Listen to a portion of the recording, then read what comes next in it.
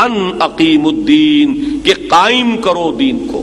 اس میں بھی کچھ لوگوں نے اس دور میں آ کر باتیں کرنی شروع کی ہیں، میں چاہتا ہوں اس کو بھی اچھی طرح سمجھ لیں۔ قام یقوم کے معنی کھڑا ہونا، اور اقام یقیم کھڑا کرنا۔ بعض حضرات نے ترجمہ کیا اور وہ ترجمہ صحیح ہے کہ قائم رکھو دین کو، میں نے کہا قائم کرو دین کو۔ دونوں ترجمے 100% درست، مراد ایک ہی ہے، اس کو بھی جان لیجئے تاکہ اس معاملے میں کوئی شخص آپ کو مغالطے میں مبتلا نہ کر سکے۔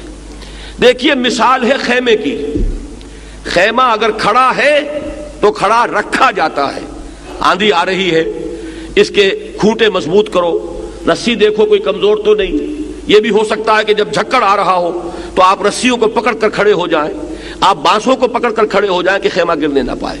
یہ کیا ہے؟ خیمے کو قائم رکھنا، اس لیے کہ کھڑا ہے۔ اور اگر خیمہ گر جائے تو سیدھی بات کیا ہوگی؟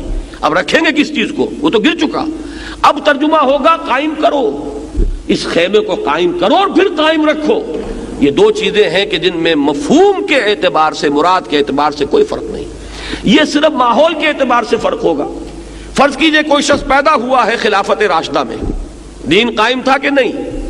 اب وہ قائم کرے گا کس چیز کو؟ دین تو قائم ہے، اب اس کا فرض کیا ہوگا؟ دین کو قائم رکھو۔ جو کام کیا حضرت ابو بکر صدیق نے، آندھیاں آئی تھی کہ نہیں آئی تھی؟ یہ جو مرتد ہوئے، ارتداد کی ایک آندھی آئی، مانعین زکوٰۃ کی آندھی آئی، یہ نئی نبوتوں کے دعوے دار جو ہے ایک جھکڑ بن کر اٹھے، یہ سب کس لیے اٹھے تھے؟ کہ وہ دین جو قائم کر دیا تھا محمد رسول اللہ صلی اللہ علیہ وسلم نے 23 برس کی محنت شاقہ کے نتیجے میں، جو پورے نظام زندگی کے اوپر اللہ کی اطاعت غالب کر دی تھی، اب وہ چاہتے تھے کہ کسی طریقے سے اس خیمے کو گرا دیں، اس دین کو پھر زمین بوس کر دیں، یہ دین پھر پامال ہو جائے۔ وہ جو حالی نے کہا ہے کہ پستی کا کوئی حد سے گزر نہ دیکھے، اسلام کا گر کر نہ ابھر نہ دیکھے، مانے نہ کبھی کہ بد ہے ہر جزر کے بعد، دریا کا ہمارے جو اتر نہ دیکھے۔ تو کوششیں ہوئی کہ نہیں ہوئی؟ اس وقت حضرت ابو بکر کی وہ آہنی عزیمت تھی کہ جو اس دین کو قائم رکھنے کے لیے سامنے آ گئی ہے۔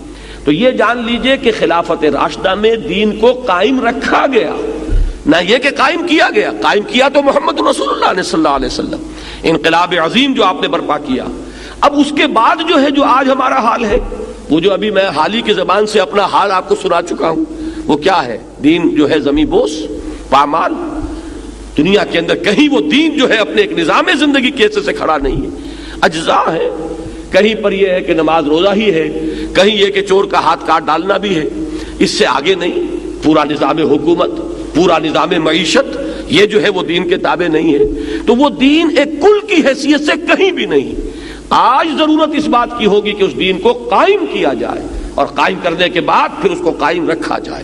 تو ان اقیم الدین، دیکھیے جب نماز کھڑی ہو جاتی آپ کیا کہتے ہیں؟ قد قامت الصلاۃ، نماز کھڑی ہو گئی، اور اقیم الصلاۃ، نماز کو قائم کرو۔